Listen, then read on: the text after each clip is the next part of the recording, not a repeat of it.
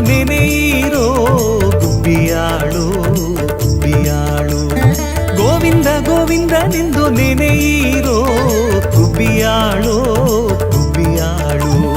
ಗುಬ್ಬಿಯಾಳು ಗುಬ್ಬಿಯಾಳು ಗೋವಿಂದ ಗೋವಿಂದ ಗುಬ್ಬಿಯಾಳು.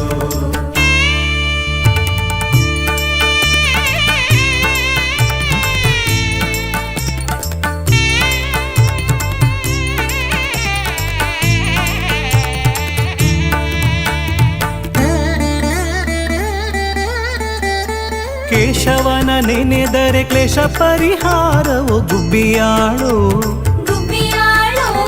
ನಾರಾಯಣನ ಧ್ಯಾನ